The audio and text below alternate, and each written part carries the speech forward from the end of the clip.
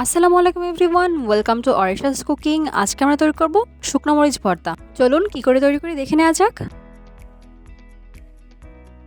এখানে নিয়ে নিচ্ছি 10-12টা শুকনো মরিচ, নিয়ে নিচ্ছি 3 টেবিল চামচ পেঁয়াজ কুচি, আর নিয়েছি 2 টেবিল চামচ রসুন কুচি। এবার একটি প্যানে 1 টেবিল চামচ তেল দিয়ে সবগুলো উপকরণ ভালো করে ভেজে নিলে হবে। পেঁয়াজ রসুনের সাথে দুটো শুকনো মরিচ হালকা করে ভেজে তুলে নিচ্ছি। চাইলে এ পর্যায়ে দুটো কাঁচামরিচ ভেজে নেওয়া যাবে। সবগুলো উপকরণ হালকা করে ভেজে তুলে নিব। ব্রাউন করে ভাজার কোনো প্রয়োজন নেই।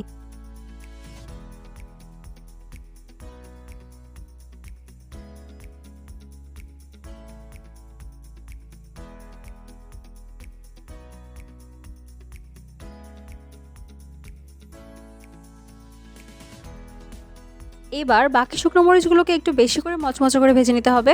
ভালো করে সবগুলো উপকরণ ভেজে তুলে নিচ্ছি।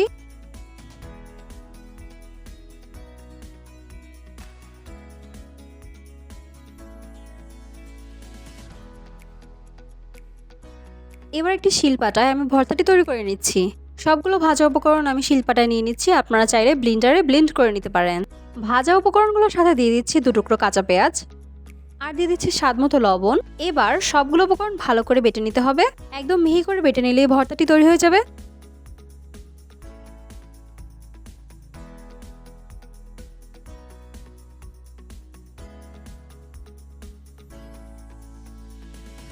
এই তো আমাদের ভর্তাটি বাটা শেষ এবং শুকনো মরিচ ভর্তাটি তৈরি।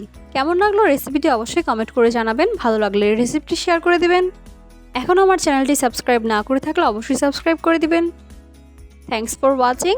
আল্লাহ হাফেজ।